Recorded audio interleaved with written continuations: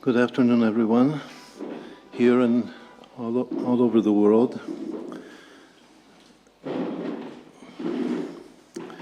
We have now just entered the second month of the year from Rosh Hashanah, which is Chodesh Cheshvan, or the full name is Mar Cheshvan. And yesterday on Shabbat, we read in the Torah Parashat Noach. Parashat Noach is the story of the flood. And the flood occurred, it both began and ended the following year in this month of Cheshvan. That's why the biblical name for Cheshvan is Bul. And Bul is from the word Mabul, which means flood. So there's something very important about this month. We're now talking obviously about Hebrew months, that's what's important. That has to do with the spiritual flood that the Zohar prophesizes, that from the 600th year of the life of Noah, which the Zohar says alludes to 5,600, the 600th year in the 6th millennium, is a time that all of the windows of heaven and all of the waters from below, from the abyss, will ascend and descend and cover the earth. And the Zohar says that refers to divine wisdom, the divine wisdom of the Torah, together with the secular wisdom of science. And there will be a union.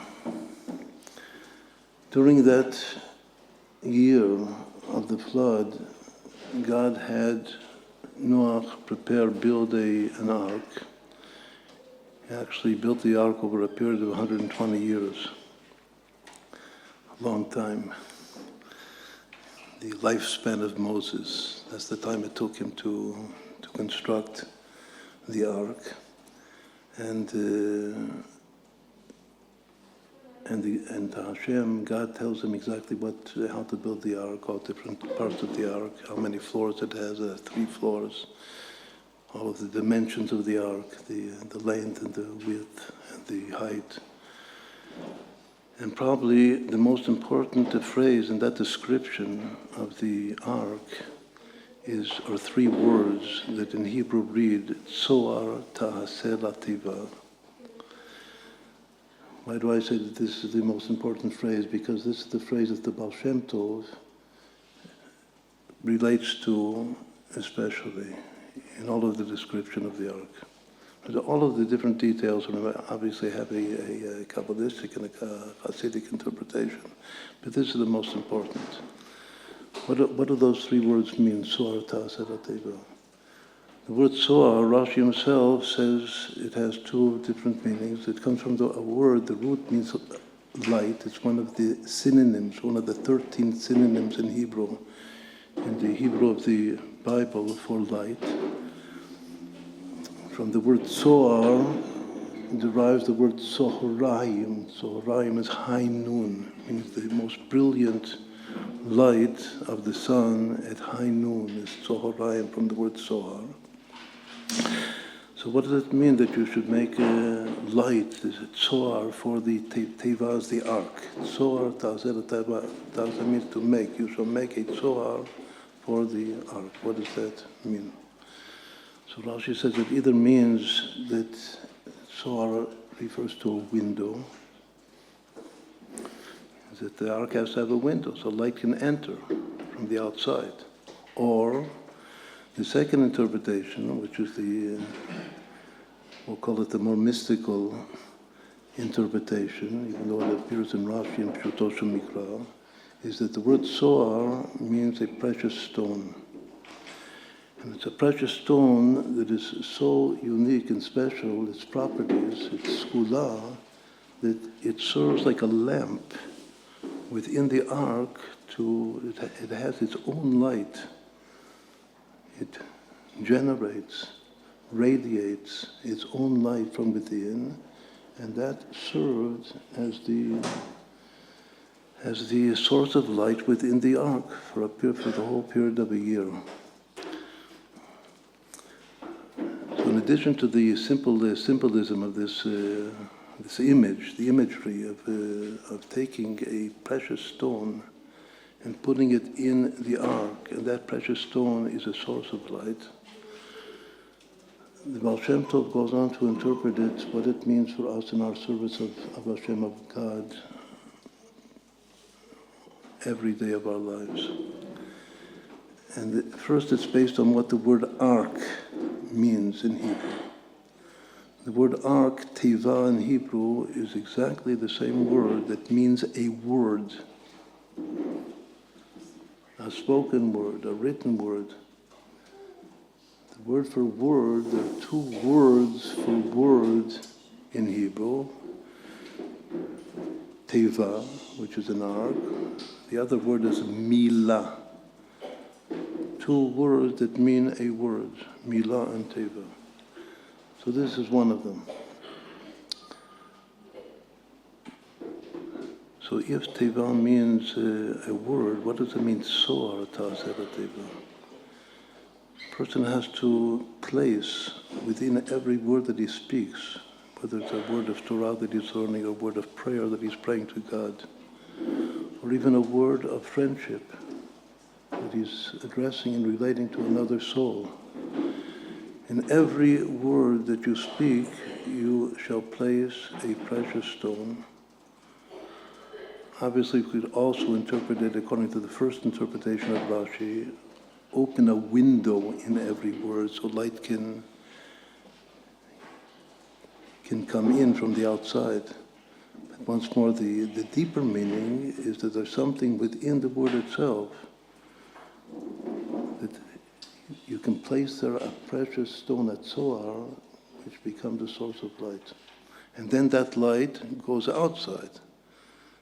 Either the light is coming in from the outside or it's going out from the inside to the out, to the whole world, just like the menorah, the candelabrum in the Beit HaMikdash, in the tabernacle in the Beit HaMikdash, that it was not for the sake of, God does not need the light inside his chamber, his sanctuary, but the light of the menorah is in order to shine out to the whole world. So the same thing as the light, the intrinsic light within the word is to shine out of itself to the whole world.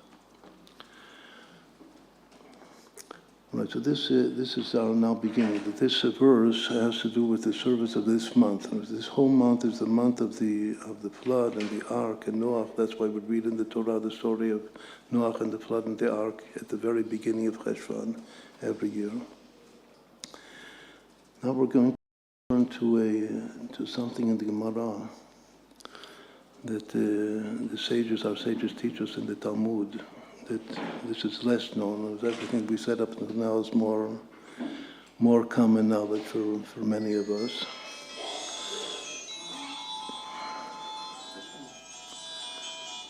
The Talmud quotes a verse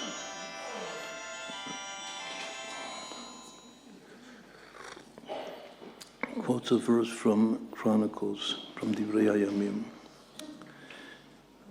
In past classes, we've discussed that Chronicles enumerates names of many, many people that we don't recognize from previous stories in the Bible.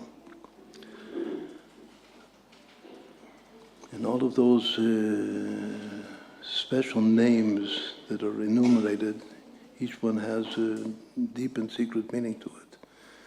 And also who it refers to. There can be many names, many different names that refer to the same person that we do know, we do remember and recognize that person from the scriptures. But here we find, without these sages, we would not know who this name refers to. But the sages teach us that it refers to a certain individual.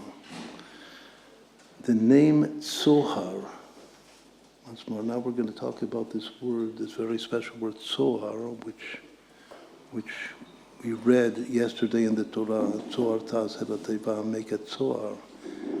For the word that you speak, place a precious stone in the word.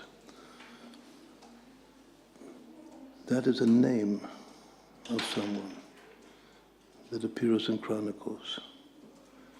Who does that refer to? So once the sages in the Tractate of Sotah says that's a name, one of the names of a Miriam Hanaviah.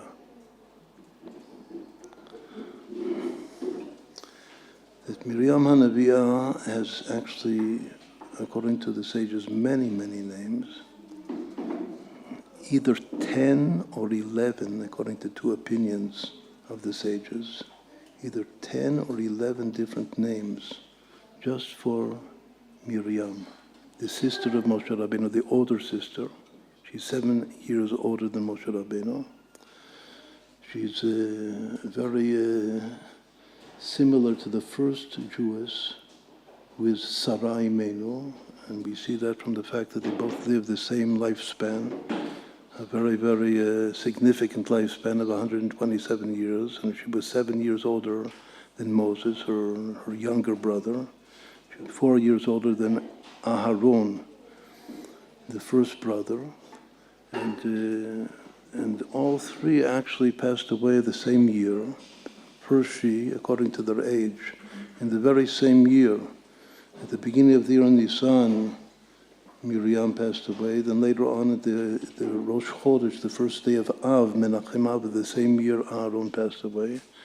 And then at the end of the year, beginning from Nisan, which is Adar, Zayin Adar, Moshe Rabbeinu passed away. And here, of course, as we know and we mentioned before, was 120. And she was already 127, which is the first age, lifespan of a Jewish soul. Sarah Imenu. Actually, according to Chazal, to the sages,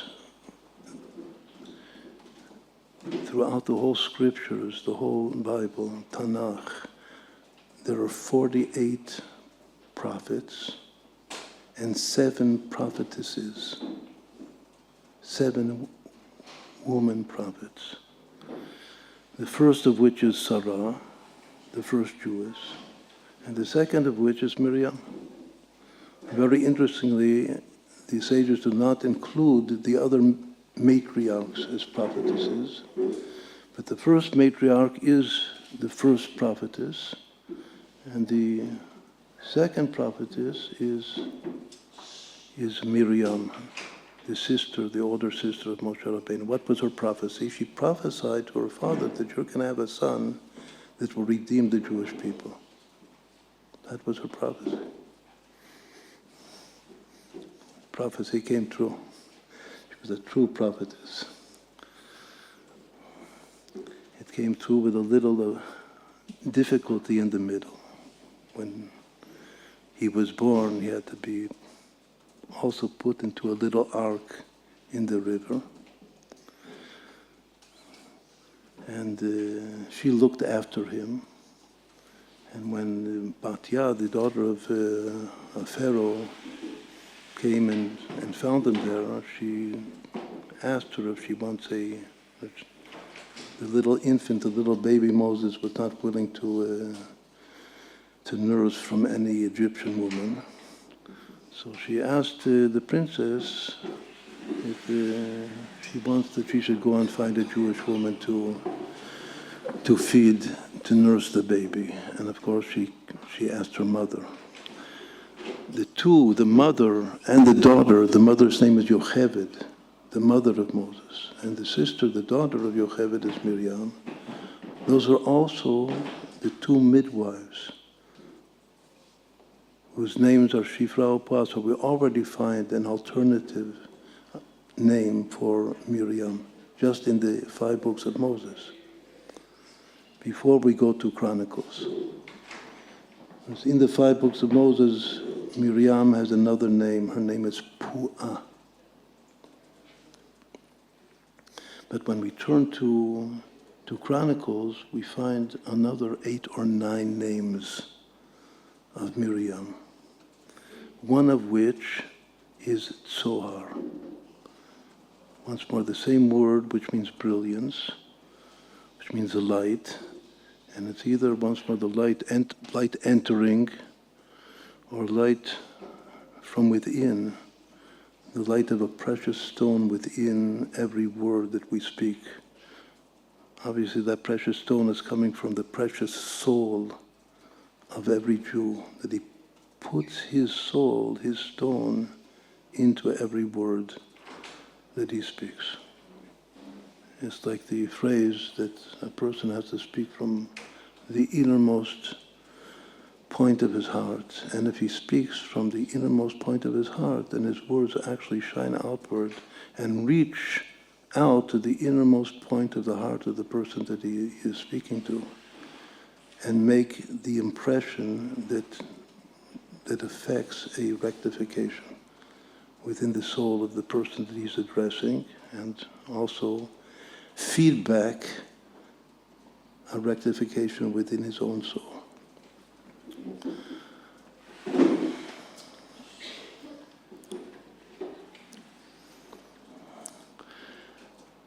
So now let's turn back for a moment to how the Baal Shem Tov interprets this verse, Zohar Ta'aseh Teva. He gives a very, very special meaning to it, that the very same letters that spell the word Zohar, which is brilliance, if we take the Hey, if we write it in Hebrew, it's Tzadik, Hey, Resh, 3 letters. If we'll take the Hey out of the middle of the word and put it at the end of the word, so it's a word which has very negative meaning to it. Tzara means hardship. So what does the Baal Shem Tov say? The Baal Shem Tov says that if a person is in a state, finds himself in a state of hardship, no matter what is the reason for the hardship, if he reaches a state, an inner state of nothingness, which is called ayin, then he can transform the tzara, the hardship, into brilliance. The very most negative state of being into the very most positive state of being. It just depends, in order to perform this tzeruf, this permutation. This is called Jewish or Hasidic permutation theory. Permutation theory is a very, very deep, important topic in mathematics, especially now in the mathematics behind string theory, whoever is a little bit familiar. And permutation theory is actually the very first, before we heard about a book about mathematics. Permutation theory is the very first discipline of mathematics that the Torah addresses.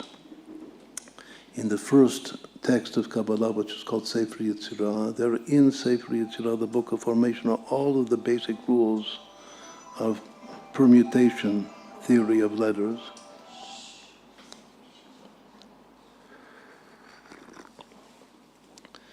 And here the Baal Shem Tov also, he emphasizes the power that letters have. As we're taught in Kabbalah and Chassidut, that everything in the world is created by the letters of its name. Letters are very, very potent. And a word has so and so many letters, and then according with the number of letters or the number of permutations, as Sefer Yetzirah explains that if you have 2 letters, there are 2 permutations. If you have 3 letters, there are 6 permutations, 4 are 24, 5 120. It's Moses that he lived 120 years. It means that he's the number of permutations of a 5-letter word. The most important of which is Elohim, the name of God that's used in the story of creation. If there are 6 letters, like Breshit, the first word of the Torah is a relatively big word. It has 6 letters, and if there are 6 letters, there are already 720 permutations. There are 7 letters, it's already 5,040 permutations. What is the mathematical rule? It's called factorial. Obviously, it's only in the case that all of the letters are different. If you have 2 letters in the same word which are the same, like in Hashem's name Yud Kei Vav Kei, that there are 2 Heys, so you have to divide it by 2. If there are 4 letters in a word, so factorial 4 is 4 times 3 times 2 times 1 is 24. As we said before, 4 letters give 24 permutations. But if 2 of the letters are identical, then it's 24 over 2, which is 12 permutations. That's why Hashem's name has 12 permutations, because 2 of the letters are the same. In any event, the word Zohar is just 3 letters, and it has 6 permutations. Every root in the Hebrew language is 3 letters, which have 6 permutations. One of the greatest of the mystics of the Mekubalim about 800 years ago was Rabbi Abraham Abulafia. He also made most of the power of his teachings had to do with the power that a person has, just like the Baal Shem Tov says, to affect and change and transform reality through the ability, the inner ability to, we'll say, to play with permutations of words. So here the Baal Shem Tov says that the origin of this whole thought and ability that the soul has to transform reality based upon permutation of words is that's what's alluded to in this verse, in these 3 words. Tzohar ta'aseh teva. Make the word brilliant. What does that mean, make it brilliant? If the word happened to be tzara, which is hardship, and if you, and it's not just you're playing now with words, we're playing with reality, that if you are in a situation, an experience of tzara, of hardship, you have the power, your soul.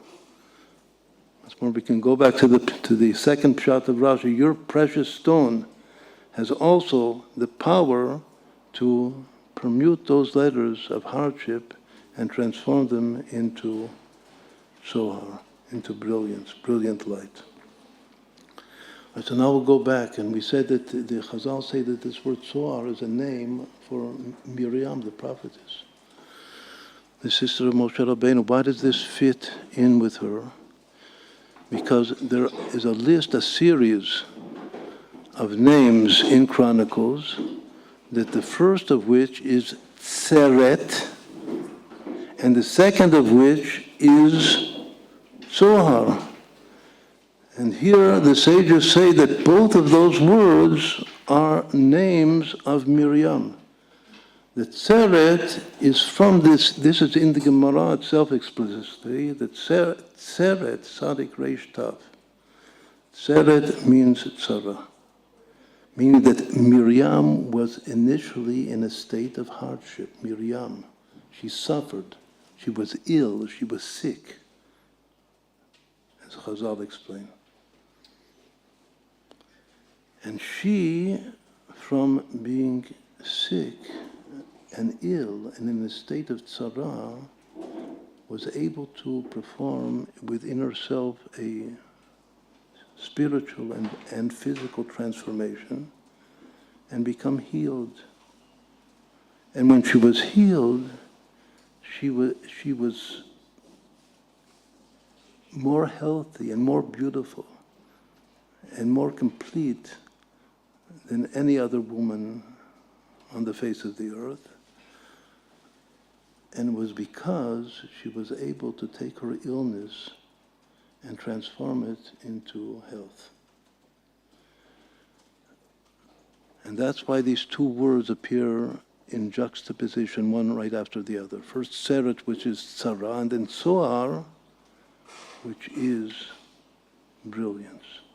Meaning that the whole teaching that this is one of the most, if we would say, just say for example, the 5 most important teachings of the Baal Shem Tov of Hasidut, this is one of them, that a person has the power to take tzara and transform it into tzoar. Once more, as we said before, the spiritual ability, which is actually bringing that precious stone that you have within into the Word. That precious stone is also the source, the sole root of Israel, which is Ayin, as also the Baal Shem Tov teaches us. Ayin Mazal Yisrael. A state of nothingness in the face or in the light of Hashem, of God.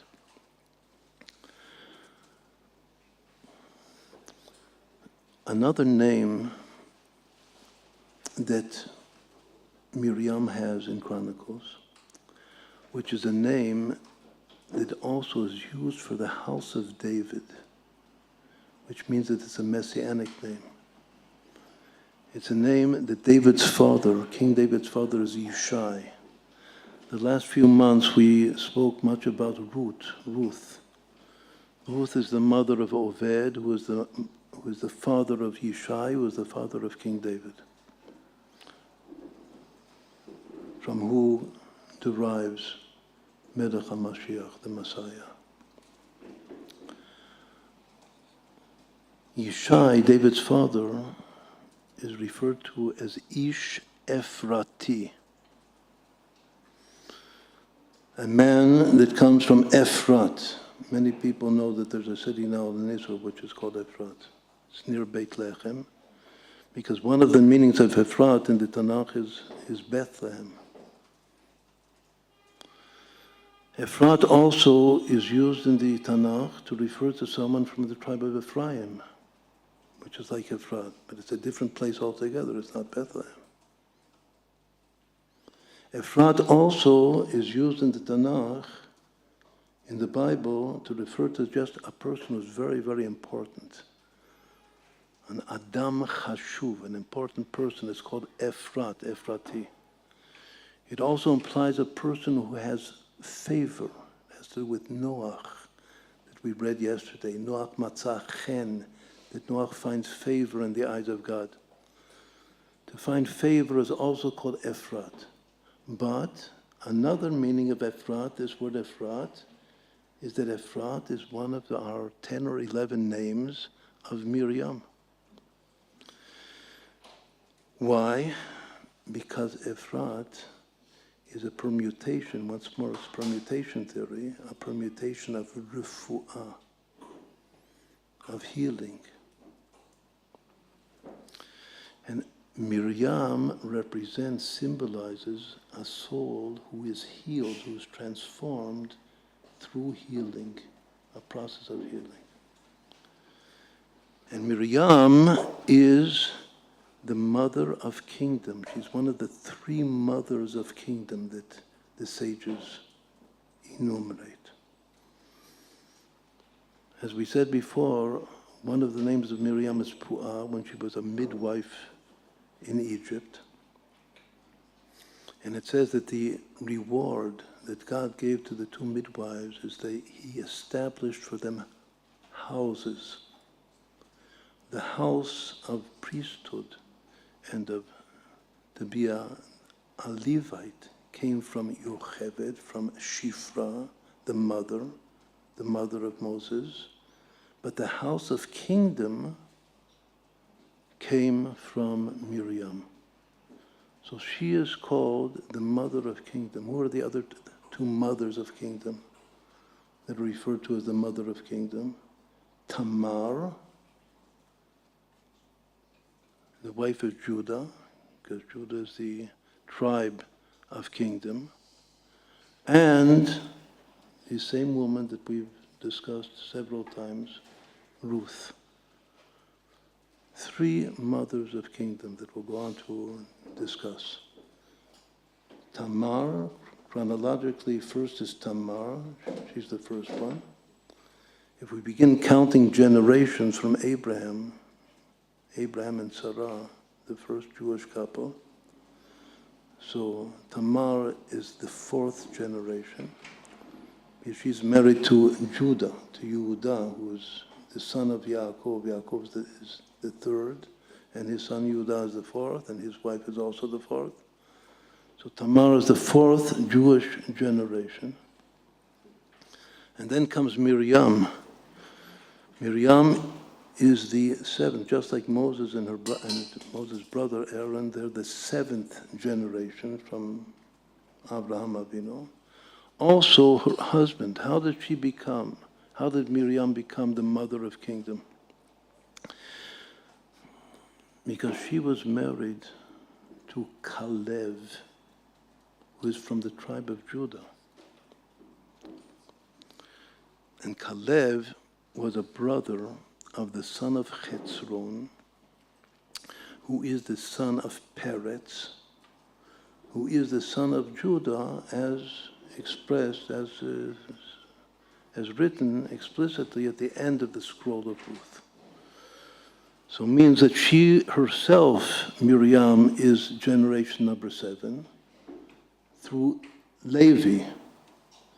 And she's married to someone from Judah, that in his virtue, she became the mother of kingdom, because kingdom comes from Judah. And he also is the 7th generation. The same parallel, generation number 7. Then comes the third mother, Eim HaMalchut, the mother of kingdom, who is Ruth, the righteous convert. The first one, Tamar, is also a righteous convert. It's just that she's not called by that name. Miriam, the middle one, is the most initially born, it's called Miyuchas, Jewish soul of these 3 souls, or the mother of kingdom. But the first is from the outside and from the non-Jewish world, and the last also is a convert from the non-Jewish world. What generation is she? Ruth. She's married to Boaz. Boaz is the father of Oved, the father of Ishai, the father of David. David equals, the word David, the name David, David, equals 14. One of the reasons that he was given that name, David, equals 14, because he is generation 14. But Moses is 7, and David is another 7, generation 14 of the Jewish people. But Ruth, the mother of kingdom, is 3 generations before. So she's generation 11, Boaz and Ruth. So actually the 3 mothers, this is just to remember the chronological order, that the 3 mothers of kingdom are generation 4 and 7 and 11. 4 and 7 equals 11. That's just what's called a siman, to make a sign, to remember, and obviously it has significance to it, this chronological order. Before we go on, we'll see something very, very unique about these 3 names. As if you will now look at the board to understand this. That if we write the 3 names of these 3 women in their chronological order, Tamar, Miriam, Ruth, so what do the initial letters spell? Tamar, Miriam, Ruth. And spell Tamar. What do the final letters spell backwards? Also Tamar. What does Tamar mean? Tamar is a date tree.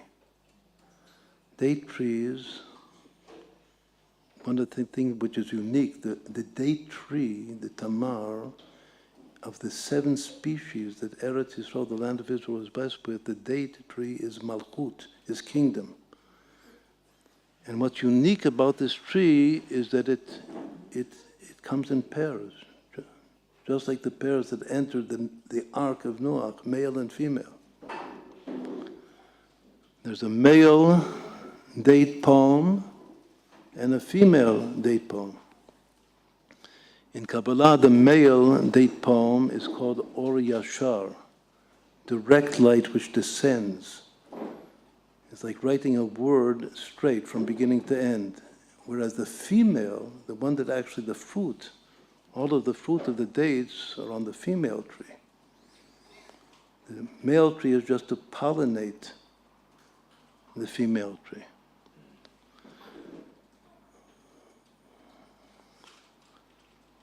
The female fruit, or the female response to the male pollination, is called returning light or choser.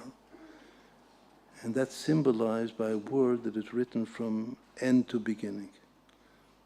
Also at the end, at the final letter. So this is a very, very beautiful, this itself is a precious stone. We're talking about precious stones, soar, to put into a word. This phenomenon that we just now saw is a very, very precious stone that the three women who are the mothers of kingdom, of King David, of Mashiach, the Messiah, are Tamar from beginning to end, at the beginning, and Tamar from end to beginning, at the end, which is the male and the female date palm. In the Torah, the date palm itself, the dates, are called honey. Not just bee honey. There are two types of honey in the Torah, either bee honey or date honey. And when it says that the land of Israel was blessed with 7 species, the word honey, which is the last one that's mentioned, refers to date honey. And that date honey, that is the honey, the sweetness of Malchut, the true Jewish kingdom, the kingdom of Mashiach that we're all anticipating and praying for, is the sweetness of date honey coming from these 3 mothers. But what's amazing about these 3 mothers is their names all have to do with bitterness. Because Miriam, we began from talking about Miriam, her name comes from bitterness. Because she was born at the very bitterest point of the exile, of the Egyptian exile. Tamar, the word for date, honey itself has in it the letters Mar, just like Miriam. And when Naomi and Ruth returned from the field of Moab after they both were widowed, so Naomi, the mother-in-law, says, "Don't call me Naomi, call me Mara, call me bitter."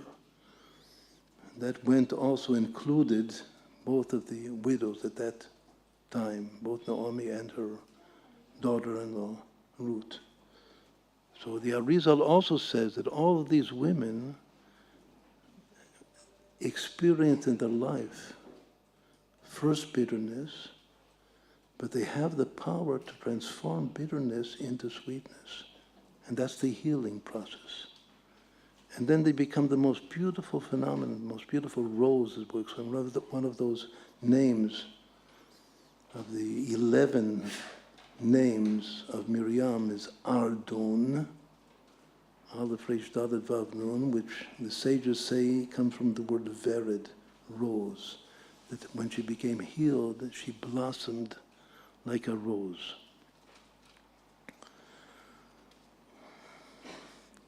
So once more, all of these 3 women experienced the transformation from bitterness into sweetness, which is a kingdom transformation. And that especially has to do with this month of Mar Cheshvan. That's why it begins with the word Mar. The Mar at the beginning of the name of this month, the simple meaning is bitterness. It's just one time in the description of the Bible, it means a drop of water. And since this month is a month of the flood of water, so the normal interpretation of why those two letters Mar are prefixed to Cheshvan is because of the meaning of water. Mar midli, that's the expression in the Tanakh. But Rashi says that even though it means a drop of water, it still retains its meaning of bitterness, meaning there's a bitter drop. But it's a bitter drop which is transformed into sweetness, just like there were bitter waters. Marah is the name of a place. After the splitting of the Red Sea, the exodus of Egypt, in Parashat Bishalach in the Torah. So the Jewish people came to a place called Marah. There was no water to drink, and the water, there was bitter water. They couldn't drink it. So what did Moses do? He took a rod or a branch of a tree. According to the Ramban, this is a source of curing through the essence of the transformation of the illness itself, which is like homeopathy. He took a bitter branch. That branch is the olive, an olive branch. In the 7 species of Israel, the olive is just before the date. He took a bitter olive branch and threw it into the bitter waters, and they were transformed into sweetness. That's the one and only time in the whole 5 books of Moses that the word sweet appears. There's only one sweet in the Pentateuch, which is Moses transforming the bitterness into sweetness. After that story is told, then the Torah comes and tells the story at length of the manna falling to the Jewish people. And we'll see this in the continuation, that we ate manna for all 40 years of our traveling through the wilderness until we reached the promised land of Israel. And the sages say that a person that doesn't eat manna is not able to receive the Torah. In order for us to be after in the next Torah portion, we receive the Torah. But first, we have to eat the manna. And then we become vessels to be able to receive the Torah. The manna also is a state of it's a power of transformation, of transforming bitterness into sweetness. So this is actually the essence of our talk this evening. That this month that we're in, of all the months of the year, this is the month of metamorphosis. Mar Cheshvan, the month of transformation. Obviously, all year round, if a person is ayin, he can transform the permutation, the tzara into the tzoha, the hardship into the brilliance. But the special power we receive to transform ourselves and to heal ourselves. And much more, this is a feminine image, a totally feminine image of someone that's sickly and is miraculously healed and transformed. And it's Miriam, but it also refers to Tamar and also to Ruth. So once more, we have a name of Tamar. This is the name, a name of Miriam, the name that is used in relation to King David, Ephrat, that she was healed. There are another pair of names in Chronicles which also refer, according to the sages, these are all names of Miriam. And they are juxtaposed, means they're one right after the other. Chel'ah Na'ara. First she's called Chel'ah, then all of a sudden she becomes Na'ara. Na'ara means a maiden, a young maiden, which is very positive. What is Chel'ah? Chel'ah means sick. So first she was sick, she was chel'ah, and then she metamorphosized, became transformed into na'ara. And then it says another time that Seret, the one that we had before, which is Sarat Taseh Lativa. She was in a state of hardship, and then all of a sudden she becomes a Soha. She becomes brilliant. So this phenomenon in the names in these series, the list of the names of Miriam appears several different times. That first she's sick, and then she becomes healed. So this is essentially related to her soul root, which once more, her reward of all of her mesirut nefesh, her dedication to give birth to children, is that she becomes the mother of kingdom. Taking Tamar, as according to the Arizal, root is essentially the reincarnation of Tamar. But in order to take Tamar, that soul root, and bring it into root, you have Miriam in the middle. That's her function. Right now, we're going to tell a very, very beautiful story that is mentioned, by the way, by passing in the Talmud. It's a story which happened about 2,100 years ago in the generation of Yehoshua ben Prachia, one of the early Tanaim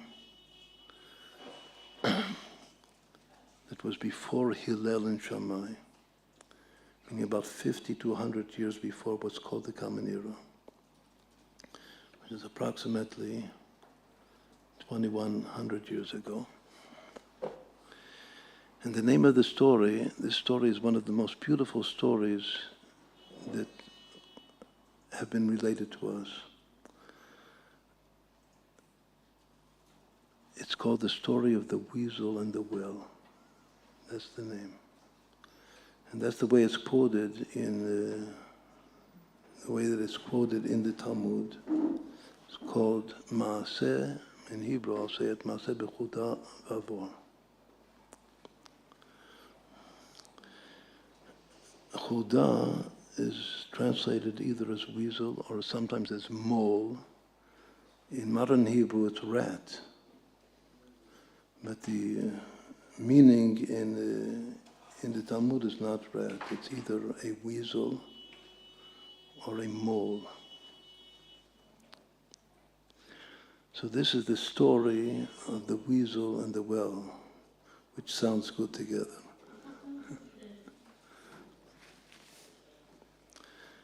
The word well already alludes to someone. And the Arizal says explicitly who it alludes to. It alludes to exactly that person that we're talking about, Miriam, because the well of water in the desert, all of the sweet waters, also first the water was bitter, then it became sweet. It's called Be'ira Shel Miriam, the well of water that we drank, just like we ate the manna. For 40 years we had to have water to drink. And that water we got in the merit of Miriam, her well. The well traveled with us throughout the wilderness. The manna fell from heaven every day. But the well was a traveling well.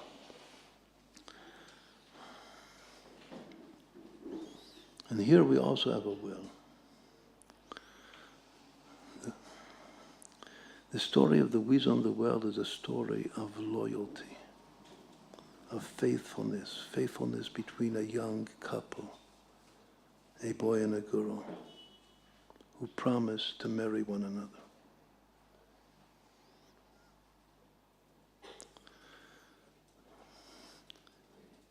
In the common usage, weasel is very often used for an unfaithful, untrustworthy person, a sly, weaselly unloyal individual.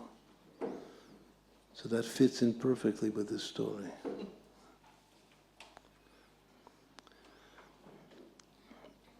What is the story? Once more, when the sages bring it in the Talmud, they just say the story, the well-known story of the weasel and the well. In order to see what that story is, so you have to look in Rashi. Rashi tells it in short. The Tosfot tell it a little bit more in length, but the source, which is from the period of the Go'onim, the source which tells it most in length that we have is called Sefer HaAruch.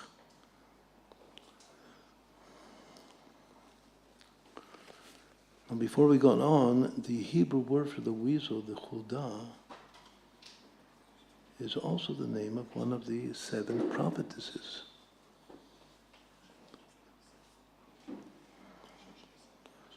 Because one of the 7 prophetesses, her name is Chudah, Chudah Hanaviyah. She was a relative, a blood relative of Jeremiah, and both of them prophesied at the same time, and their prophecy had to do with the destruction of the first temple. Just that she said to the king Yoshiyahu, who was a righteous king, that you will not see it in your lifetime. That was the good part of her prophecy. But the bad part was just like Jeremiah, that the temple is about to be destroyed.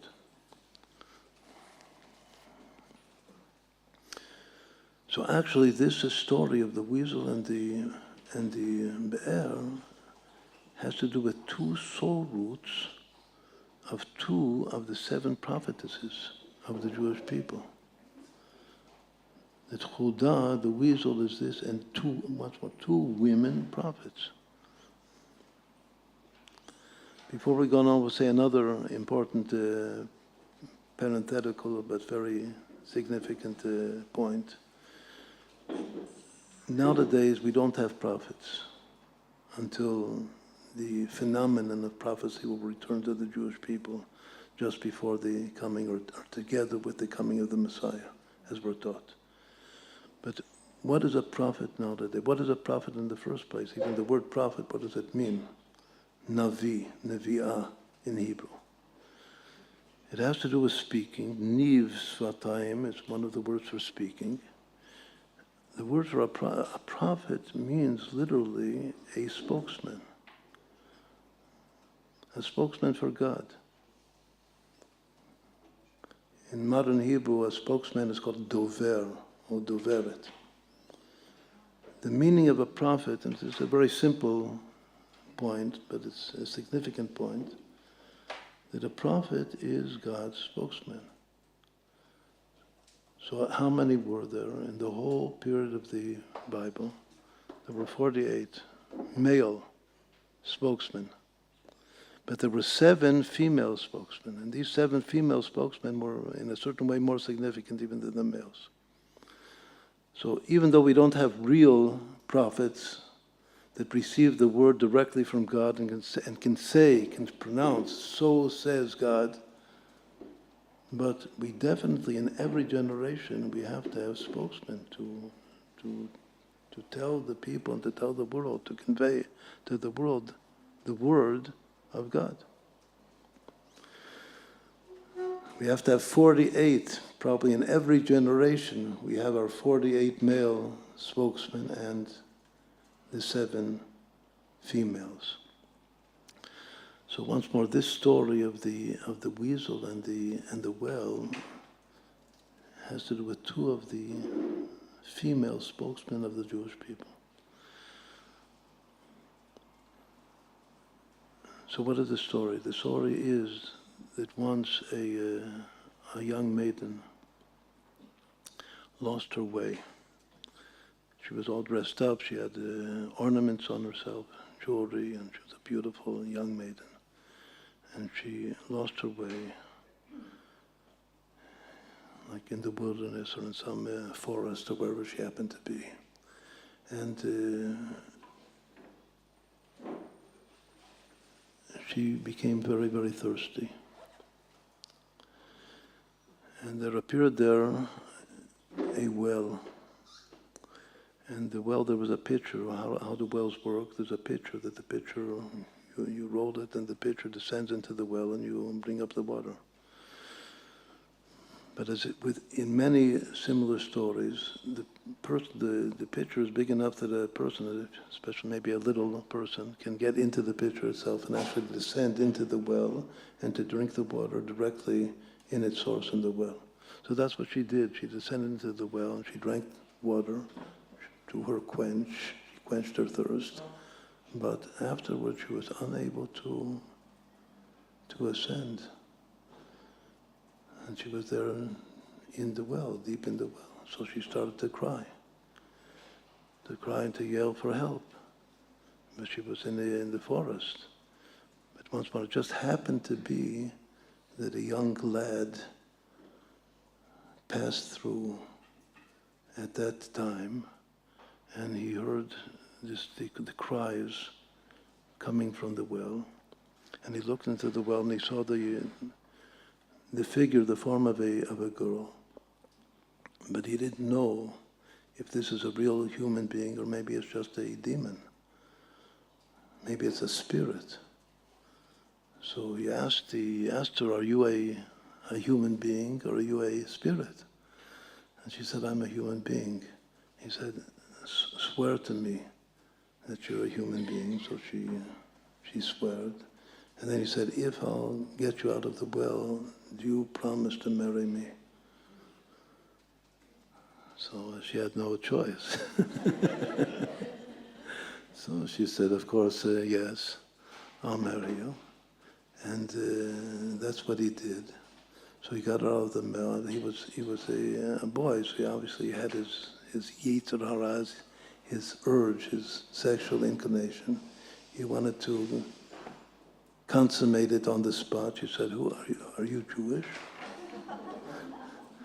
And he said, yes, I'm Jewish. I'm not just Jewish, I'm even a Kohen. I'm from such and such a family, from such and such a town, and I'm a Kohen. She says, if you're Jewish and you're a Kohen, how can you want to take me now? We have to get married in a proper way, according to the halakha. I'm also from a very good Jewish family, from a different city, a different town. So come to my parents and we'll get married in a proper way. So, okay, so she convinced him. But then she said, who's going to be the witness for we're now making a vort. Before we're talking about a teva, a word. A vort is a commitment between a groom and a bride to get married.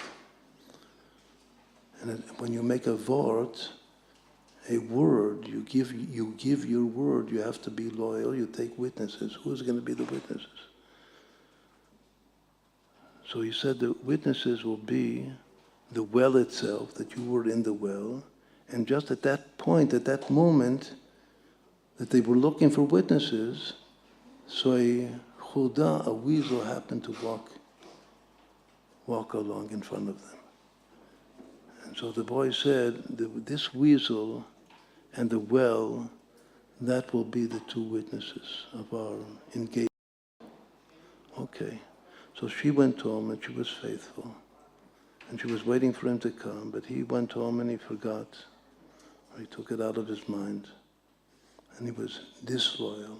He was like the way they use the word weasel, the boy. And he married someone else. And they had a child. And at the age of 3 months, a weasel came and choked and killed the infant, the child. So they had another child. And also, after a short period of time, the second child fell into a well and was killed. So the wife now addressed her husband, and she said that if the 2 children would have died a natural death, I would just say that it's from God. But since these were 2 totally unnatural occurrences,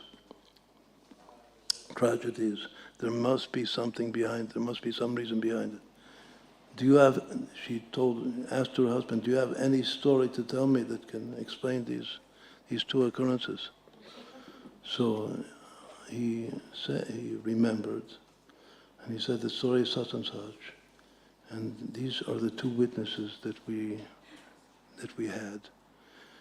And the Torah says that the hand of the witnesses will be first to make the punishment. And that's exactly what happened.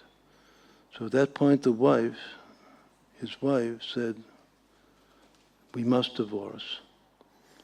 And you have to go back to your fortune. Your fortune is that girl that you promised to marry."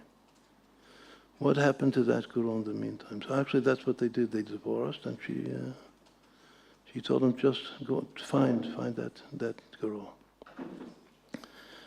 What happened to the girl in the meantime? She went home and she was loyal. The Maharal Prague, one of the greatest of the greats, he says that a woman is more, in the essence of the soul of a woman is more loyal than a man. And he even explains that that's the reason, the Maharal explained that is the reason in the Torah that men can marry several women, but a woman only one man. Because of the essence of loyalty. Meaning that when Rabbeinu Gershom, Ora Gola, came and made a cherem, that now a man can marry only one woman, it means that a man has to assume it, to learn, to become as loyal to his wife as the wife is loyal to the husband. Once more, this is from the Maharal Prague. A very, very important thing. It means that the world is actually becoming more and more feminine. That there's something about a woman that she is the essence of loyalty, and we learn, and that comes from this story.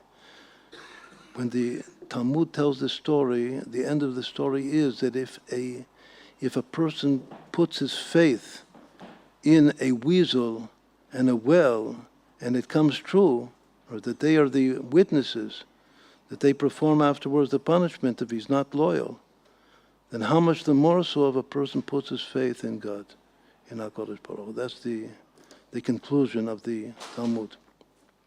Once more, what happened to her? She went home, and her parents began to pressure her to get married, as is normal in every Jewish family.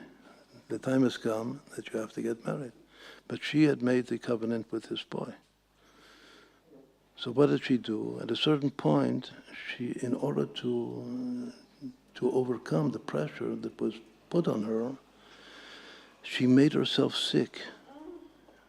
She voluntarily, she played, but she really became sick. She made herself epileptic. Yeah. She made herself sick. She played an epileptic, and apparently she played it very, very well. And she made herself also appear to be mentally ill, to be crazy. She started tearing clothing. Whoever came near her, if any boy would come near her, she would catch his shirt and tear it. That's what it says. She would tear clothing. And so people, at a certain point, people just stopped coming to her.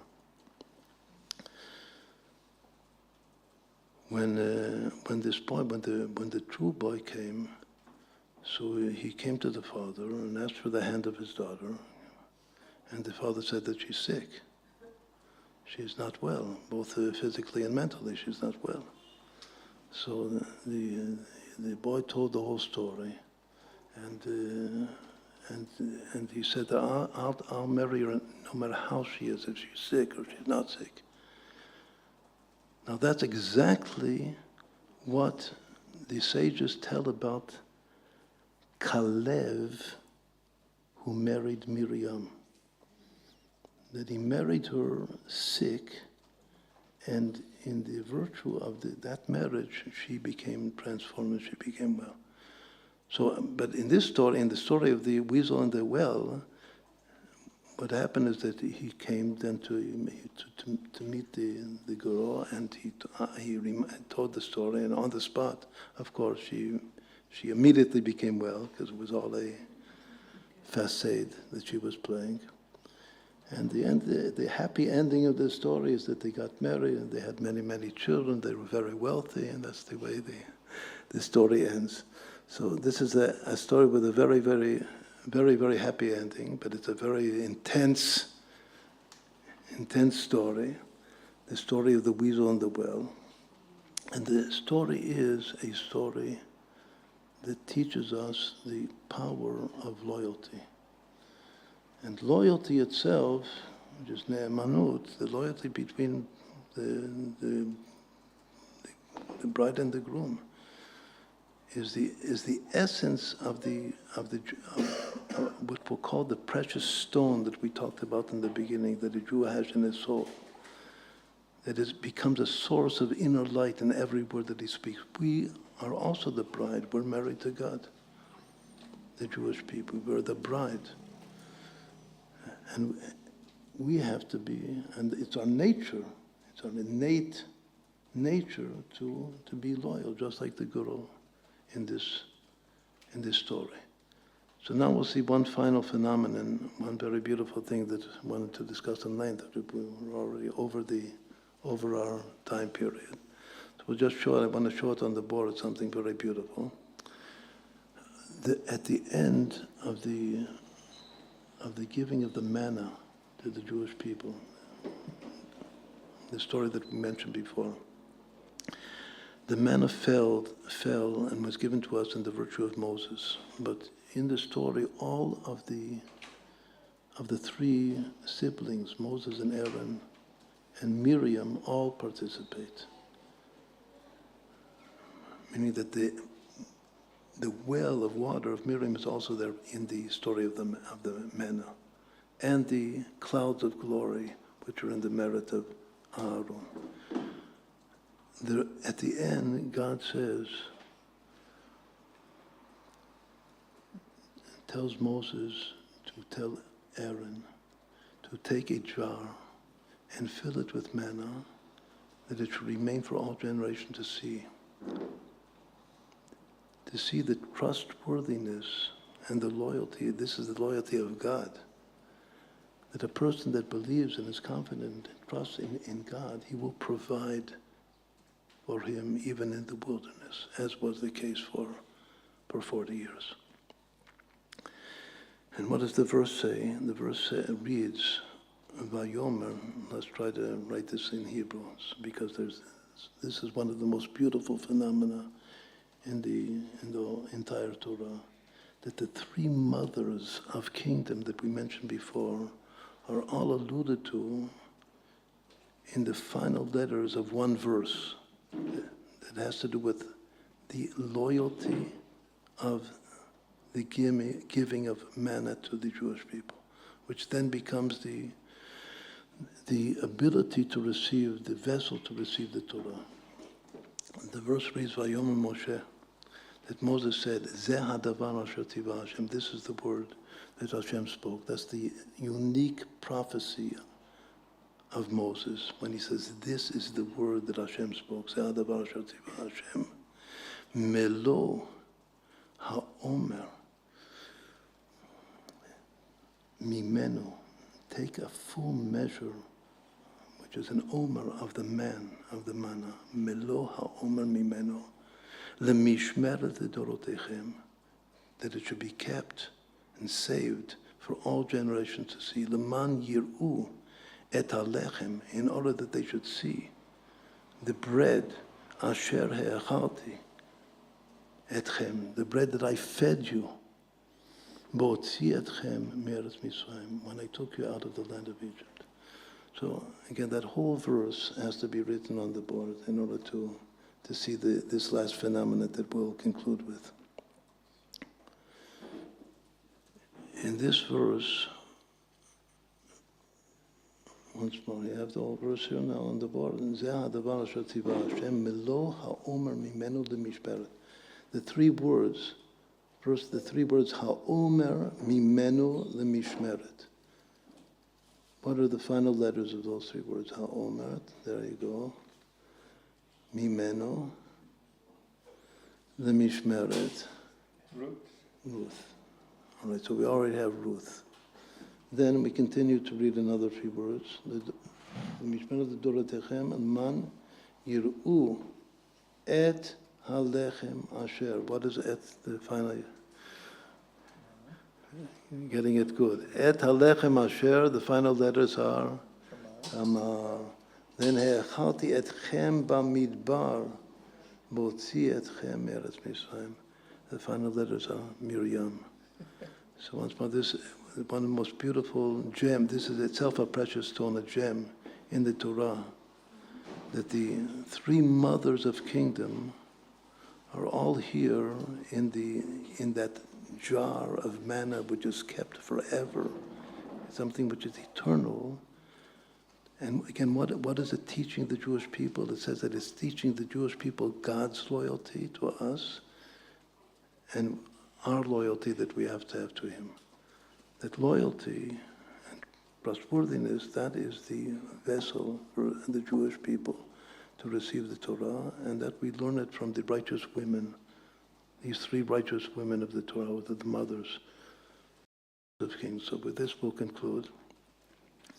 So we talked about loyalty, that's the most important thing, about loyalty and transformation. The two ideas that we tried to convey this evening were the ability, the healing, the transformation of Miriam and also the others, because they all were bitter and they became sweet, and how it relates to this month, and how the power that we have is the power of loyalty, which is also the power of the girl to the boy more than the boy to the girl.